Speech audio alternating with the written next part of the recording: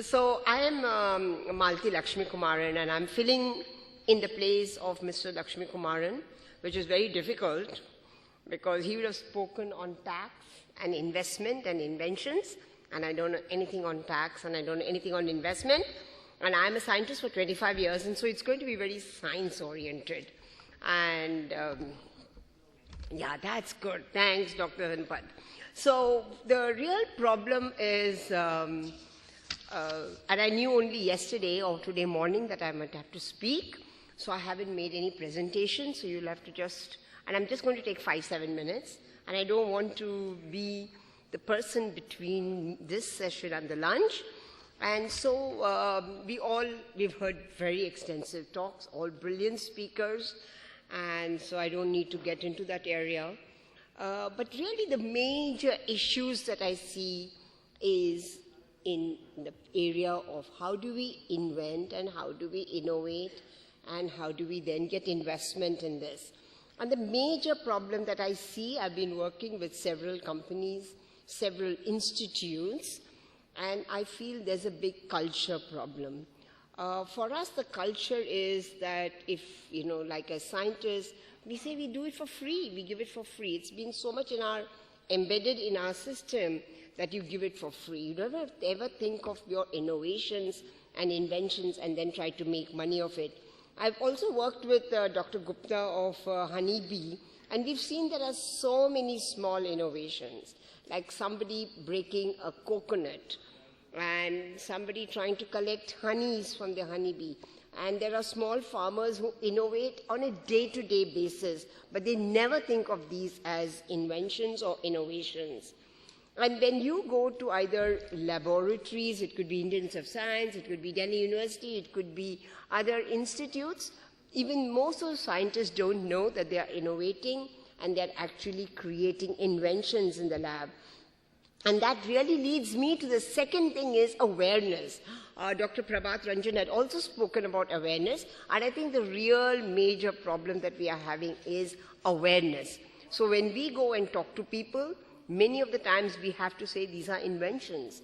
And there's a lot of time that is spent.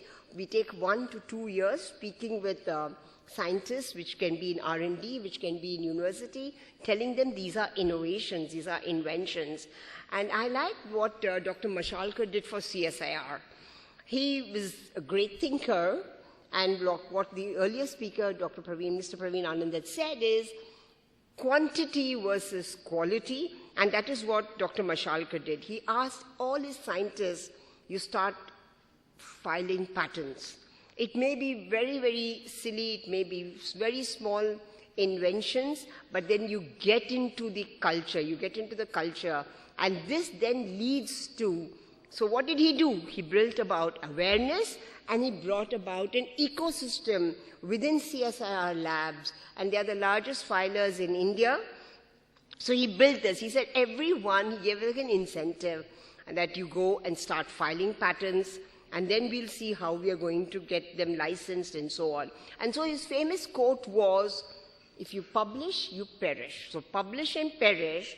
And then he said, you file a patent, then publish, and you don't perish. So this was very good. He really brought about a revolution, I think, in CSIR. And that brings me to the third thing is the ecosystem. So we need an ecosystem, and the ecosystem has to actually come from the top. It has to come down from the top to say, yes, we need more patents. We need to spend a lot of money in the awareness, in drafting of good patents, getting those patents granted, and then maintenance. So many times we do get patents granted for a lot of companies or institutes, but they don't have money to maintain them. They don't know how to license them. So these are some issues that we have. So there's a big important thing is a culture. From the culture, we really need to do awareness and come to a good ecosystem where we can start filing and drafting and filing patent applications and getting them. So the awareness, as I said, should really start from the school. As I said, we Indians are very, very creative.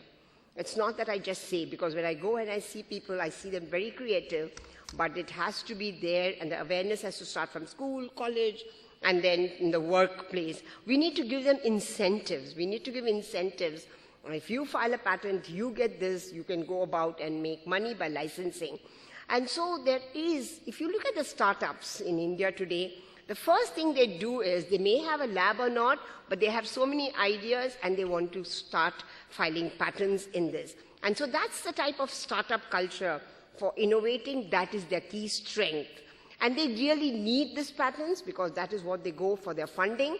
And the government of India has done very good by reducing the fees, official fees for startups, and also having early examinations. And that's a good sign that the present government and also the Patent Office is trying to tell that startups, please start having more innovations and inventions and file patents.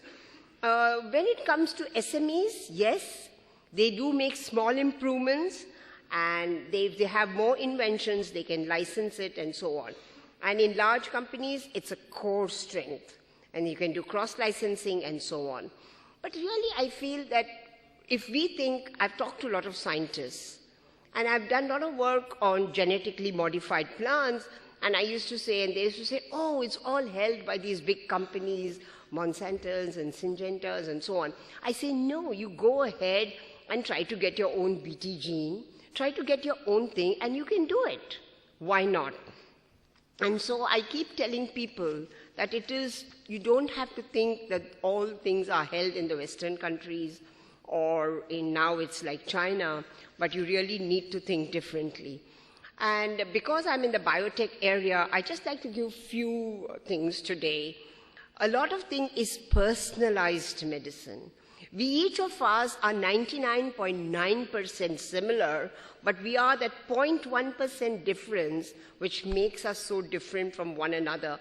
And so today the medicine is going to go to personalized medicine, and we Indians have so much of diversity in this country that I'm sure we can get the genes which are responsible for certain diseases and so on. And one of the technologies today, this is so path-breaking, is the CRISPR-Cas9 inventions that you have.